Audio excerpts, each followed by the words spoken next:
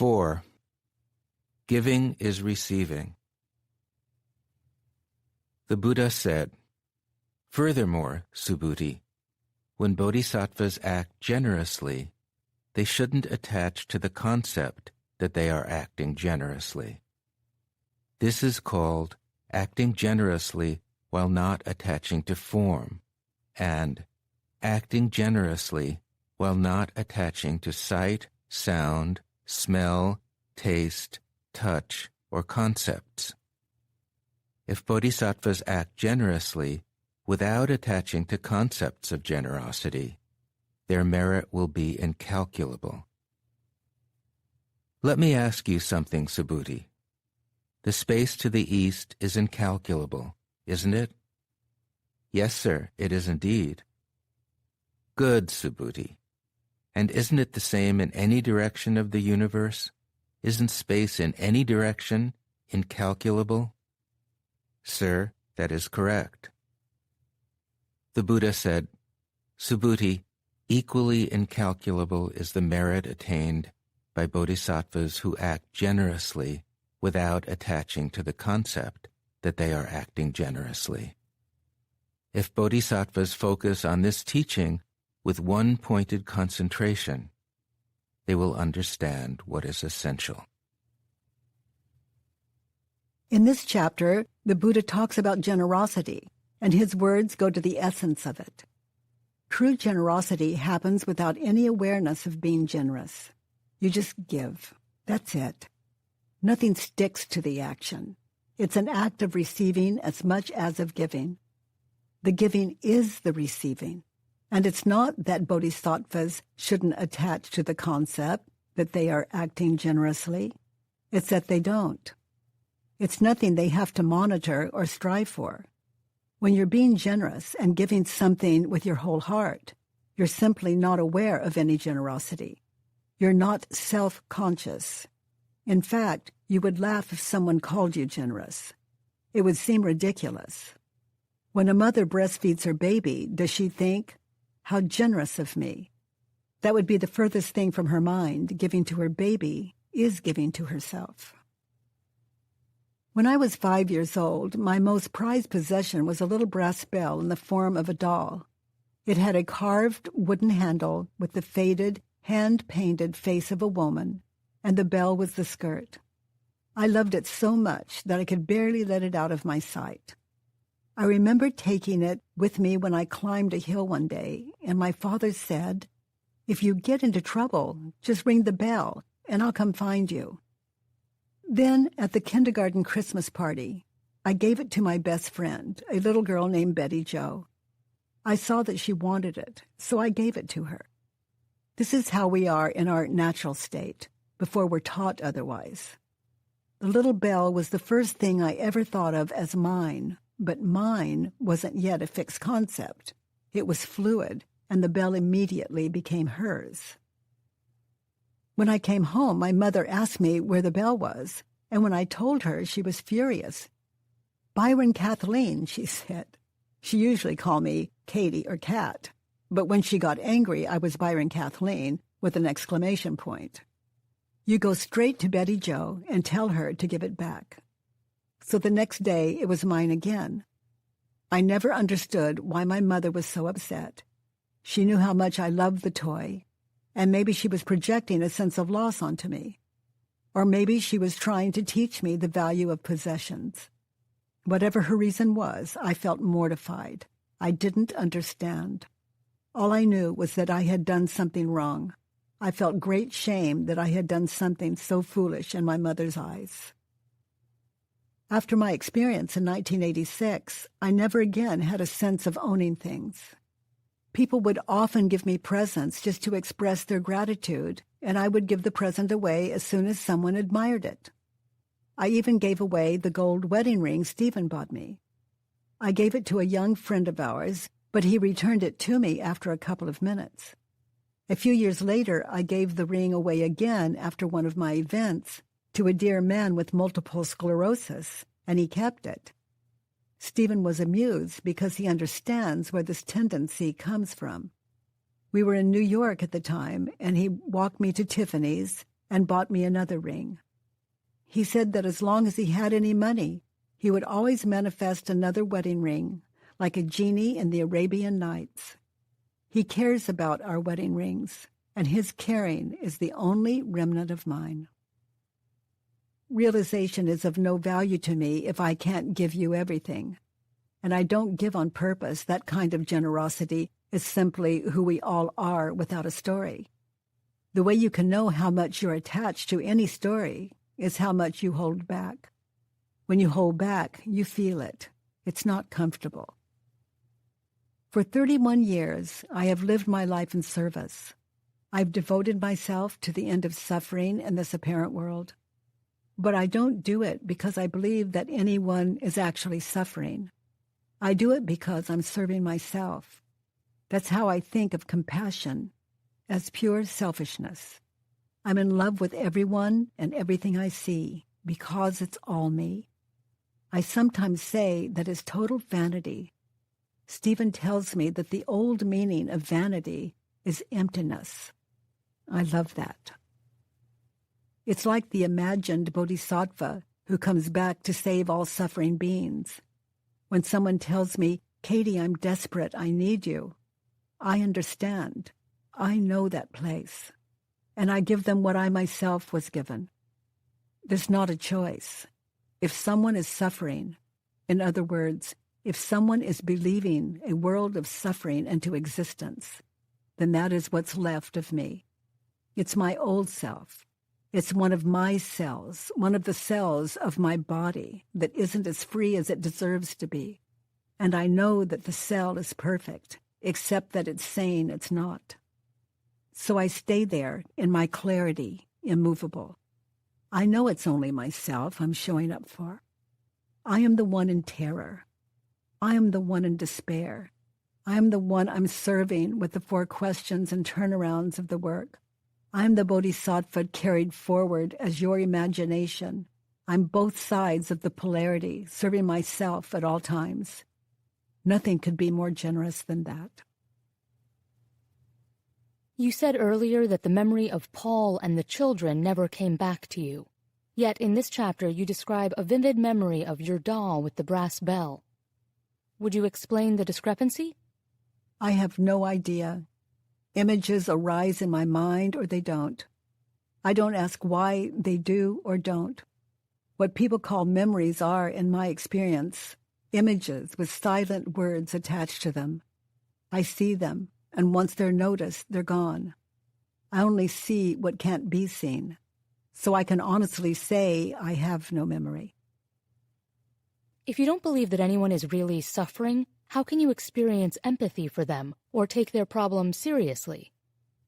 The suffering that people describe to me necessarily comes from either an imagined past or an imagined future, since an identified mind is always remembering or anticipating what isn't happening in reality. I realize that everyone is always okay. They're always in a state of grace, whether they realize it or not.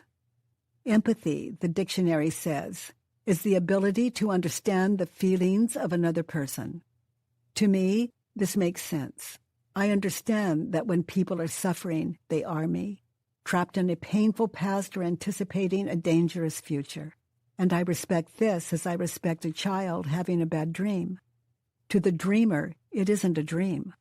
My job isn't ever to wake the sufferers, but rather to see what I see and never override or disrespect their suffering, since it is very real to them. My job is to understand. Some people think that empathy means feeling another person's pain, but it's not possible to feel another person's pain. What happens is that people project what someone's pain must feel like and then react to their own projection. This kind of empathy is unnecessary for compassionate action. It actually gets in the way. Empathy, in my experience, has nothing to do with imagining pain. It is a fearless connectedness and an immovable love. It's a way of being fully present. I take people's problems seriously, but only from their point of view, and I remain closer than close. In my world, it's not possible to have a problem without believing a prior thought. I don't tell people that because telling them what I see would be unkind. I listen to them, and I wait to be of use. I too have been trapped in the torture chamber of the mind.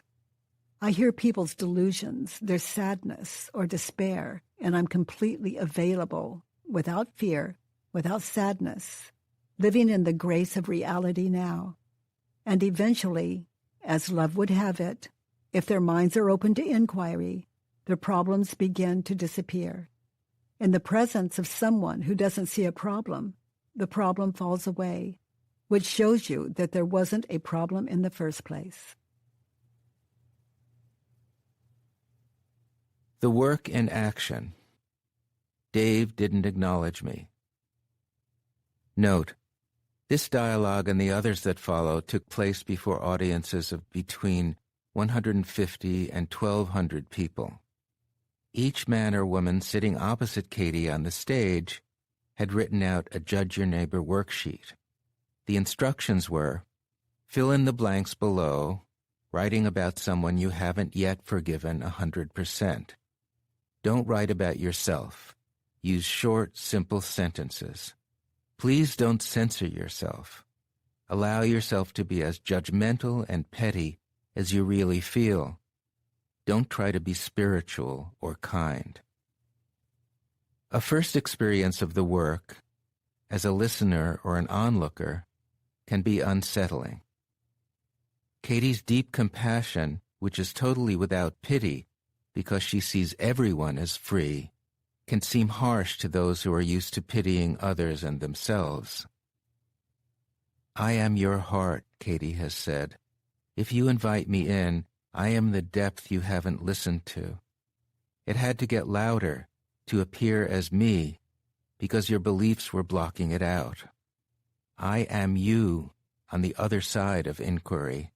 I am the voice so covered up with beliefs that you can't hear it on the inside. So I appear out here in your face, which is really inside yourself. It helps to remember that all the participants, Katie, the person doing the work with her, and the audience, are on the same side here. All of them are looking for the truth.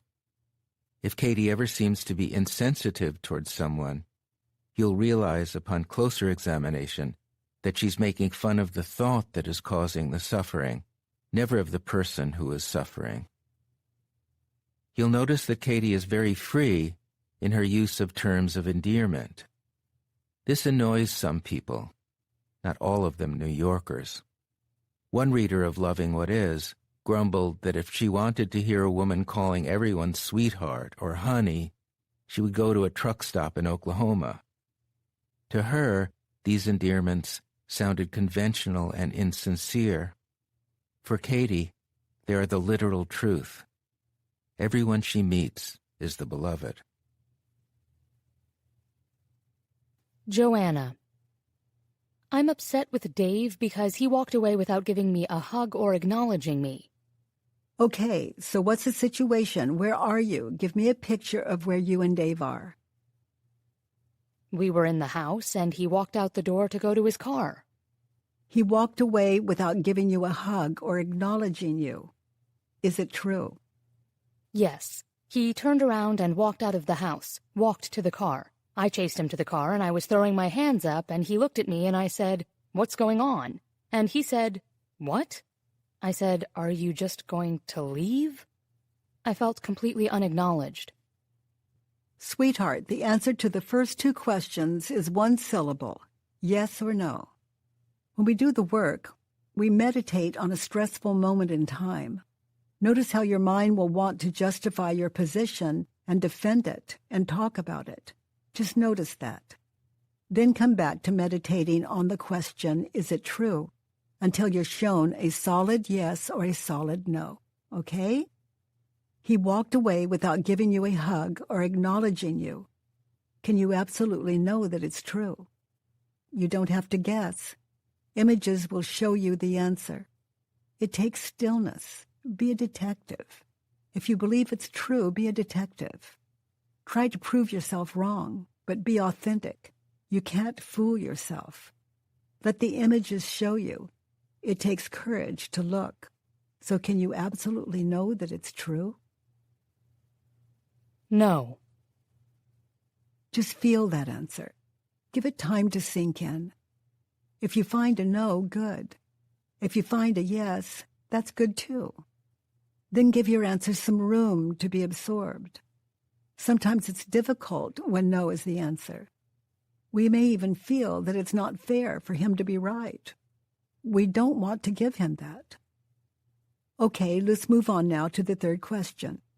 Continue to meditate on that moment in time with your eyes closed. Notice how you react, what happens to you emotionally when you believe the thought, he didn't hug or acknowledge me. Does your chest tighten? Does your stomach flip over?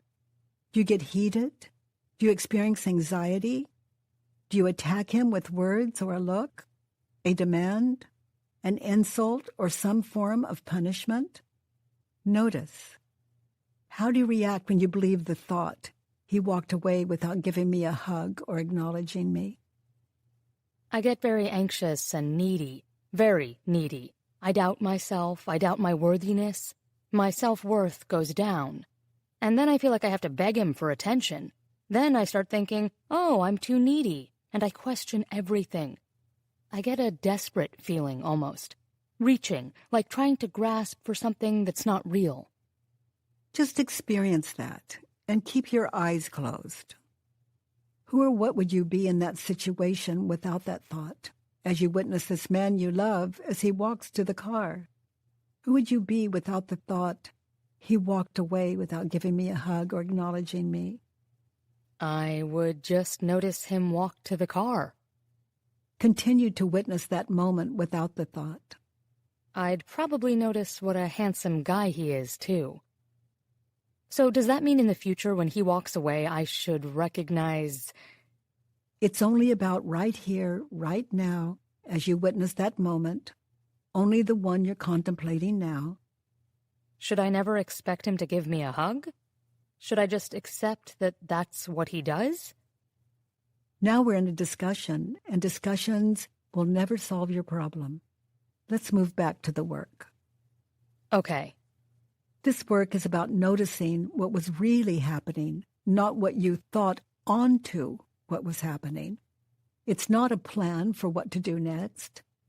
Right now, we're just looking at who you would be in that situation without the thought, without this condition that you put on him. It's sometimes hard for us to answer this question. The ego wants to be right. It doesn't want to let him off the hook for not being able to read your mind. We think that if we see who we would be without the thought, then he's right and we're wrong, and it's worth holding on to our anger because he's wrong and we're right. I think it's not so much anger, it's just a feeling of rejection. How do you... Yes, it hurts. I don't want to feel that anymore. Do you love him? Yes. All right. Close your eyes. Drop your story just for a moment. Look at him going to the car. Look how free he is. He loves you so much he doesn't have to hug you. This is one secure guy. If you drop your story, you're open to learning. But as long as you believe your story, you're just open to pain. In fact, you become the cause of your suffering, but only totally. How do I know? It hurts. He's free. He doesn't have to tell you goodbye. Yes, he's free. He doesn't understand. He's completely innocent. Do you see it? Yes, I do see it. Very clearly. Good. He walked away without giving me a hug or acknowledging me. How would you turn that around? What's an opposite? He didn't give me a hug or acknowledge me. Turn it around. He did give me a hug and acknowledge me. Okay.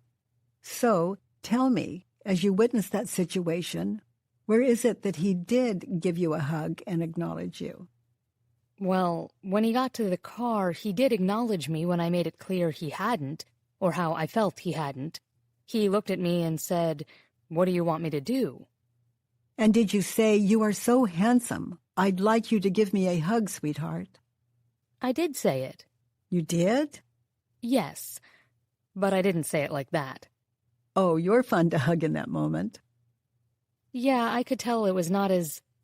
I said, "Well, are you going to leave without giving me a hug or acknowledging me?" Exactly like that. He was just leaving. So you didn't ask for a hug. You're right. I didn't. You ask a question you already had the answer to. Okay. And then did he hug you? He did. And you didn't even ask. It was a hug. It wasn't exactly what I wanted, but it was a hug. It wasn't the hug you wanted. Did you instruct him? It felt like he was doing it because I asked him. Because you threatened him. You didn't ask him. Exactly. Is this starting to make sense to you? Yes, it is. I love this work. I love that through inquiry, you begin to see who he lives with. So he didn't hug or acknowledge me. Turn it around. I didn't. I didn't hug or acknowledge him. That's true. I could have run and grabbed him and hugged him. Yes, other than what you were believing, you're as free as he is. That's a beautiful thing. Okay, let's look at statement 2. In that situation, what did you want from him? I want Dave to hold me and look at me before he leaves. Just to look at me. You want him to hold you and look at you before he leaves? Right. Sometimes I feel like he looks past me. Okay. Now witness that situation. Close your eyes. You want him to hold you and look at you before he leaves. Is it true? You know those things you think you really want? Maybe you don't. You don't even stop to ask yourself. You just go on believing. So in that situation, you want him to hold you and look at you before he leaves. Is it true? In that moment, yes. And after what you've seen now, is it true? Not as... No, not really. No. Now notice what happens to you and how you react when you believe that thought. And again, we're not guessing, are we? Do you all see the images of the two of them for yourselves? How many of you have become an instant victim of your thoughts? A martyr. And nothing's happening except that the man's going to the car. You're suffering, you're a victim, and it's all his fault. So who's the cause of the suffering? Is it him or you? It's me. And notice how you treat him when you believe this thought. He's free. He's walking to the car. I want him to hold me and look at me before he leaves. I start believing all sorts of stories. That he doesn't really care, that he doesn't love me. So who would you be without the thought, watching him go to the car, without the thought, I want him to hold me and look at me? I would just be happy with what happened. I would just be happy and grateful for what he's doing, for exactly who he is, how he is in that moment. I would just love him. Yes. Now let's turn it around. I want him to hold me and look at me before he leaves. I don't want him to hold me and look at me before he leaves. What does that mean to you? I don't want him to because he doesn't want to. He doesn't want to necessarily. It doesn't mean anything. He probably doesn't even know you're there. I mean, only you can know as you look at the situation. What else does it mean to you? I don't want him to hold me and look at me before he leaves. I have one. Would you like to hear it? Please. Yes, definitely. Did you ask him, would you please hold me and look at me before you leave? No, I didn't ask. I just assumed. Is he psychic? No, I guess I just wanted him to want to. You wanted him... To just be natural. That it would just be natural that he would want to. He is being natural. He's going to the car. Naturally. That's his natural. There are two men. There's the one in your head, And then there's him. And when he is not the man of your imagination, you punish him. You become cold or whatever it was you did. Like saying, "Were you going to leave without hugging me?" in that tone of voice, okay? You become the one he didn't fall in love with. Right. That's so true. I want him to hold me and look at me before he leaves. Is it true? I know it's not true because you didn't ask. If you ask and he doesn't do it, you again get to meet the man you're with. So let's play that out, okay? You be the man who doesn't want to. That's where you're going, right? Okay, I'll be you, and you be Dave. Would you hold me and look at me before you leave?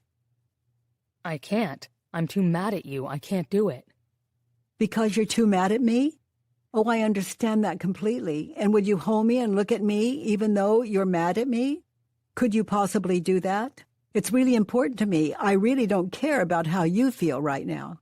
Well, that's too bad because I don't care about how you feel either. So have a good day. Wow, that's really good advice. Have a good day. Thank you, sweetheart. I'm going to work on that one. So your point is to not take things personally and that nobody... No, my point is that I can't change him. Do you want to hug and look into someone's eyes when you don't want to? No, of course not. But don't we want that from the love of our life? Well, when I want that, I ask Stephen, "Sweetheart, would you look into my eyes and hold me?" If he's busy, I've got an entire population to ask. I can just step out the door and ask the first person I see. Stephen is never too busy in my experience, but if he were, and I really wanted to be held, why would that stop me? I'm serious. Do you understand that? But I want it from one person and nobody else. Well, this is just all about me. I'm the one who wants to be held. I'm the one who wants someone to look into my eyes. What does it have to do with him? He's just handy. Okay, so... You want him to fix you. Isn't that all that's happening? You give me what I need to feel secure, or we've got a problem here. I mean, this is all about me. It would be more honest if you said, "I'm not really doing well, and I know that you don't want to hug me now, and I know you're really mad, but I need you to help me because I don't know another way. Please help me, help me, help me." And this person is most likely incapable. He says no. And probably because he's incapable of it, no matter what. Well, he just says no, okay? So I'm the one left with me, since it's all about me anyway. I'm left to take care of myself. Can you find another turnaround? Put yourself on all of it. I want me. Oh. I want me to hold me and look at me before I leave. Yes. Before I completely leave reality. I am a mess. I need to be held. So as you watch him leave, you might sit there, hold yourself sweetly, and rock. Because you've got a big problem, and it's not because of him. So put your arms around yourself, hold yourself, get still. If I have a problem, I don't look to my husband to solve it. That's not his job. I look to myself. That's quite a shortcut. It's for people in a hurry. And as a result, I'm close to my husband, closer than close. That closeness is mine. It's intimate. I'm connected. So let's keep traveling. You're doing really well. I want me to hold me. I want me to hold me and look at me. Yes, if that doesn't hold your interest, why would it hold his? Right. And you can really hold yourself. There are many ways of doing it. And you can go to the mirror and look into your eyes. If you drop your story and really look, you'll meet the love of your life. We can't receive that from another human being until we find it in ourselves, until finally we discover that it's not possible to be rejected. Let's look at Statement 3 on your worksheet. Dave should show me more affection, should initiate physical intimacy more, and should match his actions with his words. Okay, now notice how you're laughing at what was very serious for you earlier. He shouldn't do any of that. He should show more affection. He fixes things. He likes to do it. He does say, "I love you" a lot. And he likes to fix everything. He's always fixing things around the house, always wanting to fix things. So what is it that he should do? Oh, he's always wanting to fix things, but there's not enough physical intimacy and affection. That's what I was saying. He should show me... Yes, sweetheart. And you can have the most amazing time when you go home just showing him how you want to be intimate. Okay. He may really like that. Okay. He should show me more affection. Let's turn the whole thing around. I should? I should show him more affection, should initiate physical intimacy more, and should match my actions with my words. Yes. So you can see that the turnaround is advice to yourself. This is how to live happily with yourself and with him. Okay? Now let's look at statement 4. I need Dave to give me more of his time and to be more present to me. Okay. Is that true? Is that what you need in order to be happy? Are you noticing how dependent you are? No, I don't need it. I want it. The question is, would his giving you more time and being more present with you in that situation really make you happy rather than upset or angry? No. And notice how you react when you believe that thought. Notice how you treat Dave when you believe that thought and what that feels like. I constantly question him, and he gets upset because he says I'm doubting how he feels and he doesn't understand why. And he always says, I don't understand why you're saying this. Because you're living a private life, a completely secret life where you have a whole drama going on that you're not sharing with him. You're assuming that he can read your mind. He's just walking to the car, and all of a sudden he's an enemy who doesn't love you anymore. And all he's done is walk to the car, probably off to buy a tool to fix something for you. Yes, he is. He was. Okay, ladies, would you rather have affection or your plumbing fixed? A little of this, a little of that. Balance. Okay, so close your eyes, sweetheart. Look at him without believing the thought, I need him to give me more of his time and to be more present with me. Drop your story. Look at Dave. What do you see? A beautiful gift in my life of just a beautiful man who is just a sheer gift. A good man. Yes. Very loving and generous. Now look at yourself without your story. Look at yourself watching him go to the car. Other than what you're thinking and believing, are you okay? Other than what I'm thinking and believing, it's heaven. It feels fantastic. Yes, look at yourself. There you are, healthy, happy, whole, loved. Now look at yourself believing the story. Look at the radical difference. Believing the story, it's lack and need and abandonment and aloneness. No one's ever there. It's a nightmare. It's a total nightmare. That's with the story. Now look at the situation without the story. Without the story, there's peace and gratitude. And health and beauty and love. It's all there. I need Dave to give me more of his time and to be more present with me. Turn it around. I need me to give me. I need me to give me more of my time. More of your time to do inquiry on your unquestioned thoughts about yourself and about him. And to be more present with myself. In that moment. That's what I need to work on. Just being present and... I need me to give myself more of my time in that moment and to be more present with myself because I am crazed. It's true, I was like a crazy person. I really do feel crazy at those times. It's irrational. I feel irrational. Yes, so you need to give yourself a little more of your time before you go after Dave. Right. Who's just walking to the car. And to be more present with yourself for both of your sakes. Oh, God, so true. Yeah, so when you're present with yourself in that moment, when you've had that moment and it's feeling painful, do you just sit in it and just... Well, you just know that you're crazed in that moment, and you know that Dave can't give you what you need. It's time for a Judge Your Neighbor worksheet.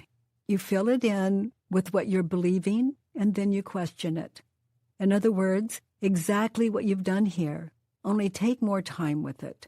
The work is meditation. It's about getting quiet enough to experience the answers that rise to meet the questions. Okay. This work is 100% free at thework.com.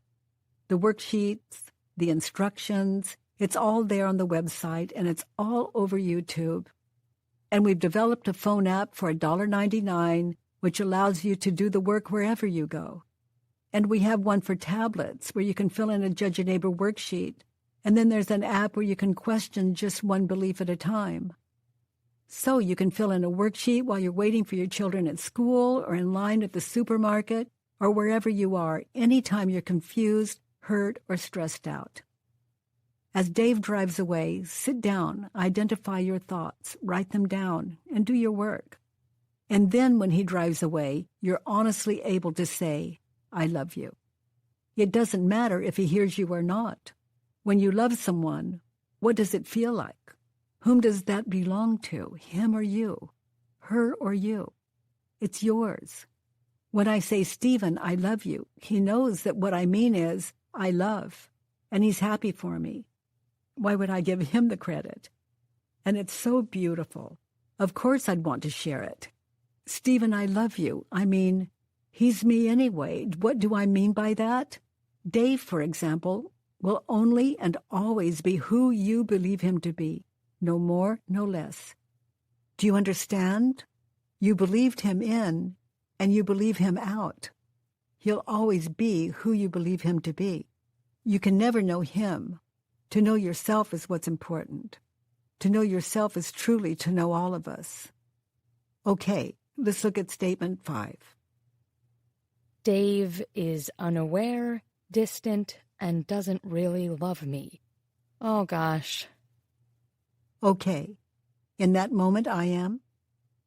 I am unaware, distant, and don't really love myself. At all. No. You were thinking all kinds of terrible things about yourself. And there's another turnaround.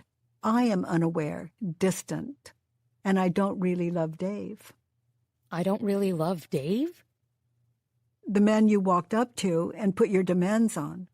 He wasn't the Dave you imagined him to be, the cold-hearted Dave. He was just the Dave who walked to the car. So you're attacking him for being someone he's not. Ah, okay. There's Dave as he is, Dave the person, and then there's the Dave you imagine him to be. One is Dave, one is not. It could be you've never met Dave. I'm serious. I often say no two people have ever met. That's true, because there are times where that same person does everything the way you want, and there can't be two different people. He didn't change all of a sudden. It happened in your mind. Just know that he's always perfect. He's always lovable, except for what you're thinking and believing about him. Okay. And when you're up against that, it's time for a worksheet. Okay.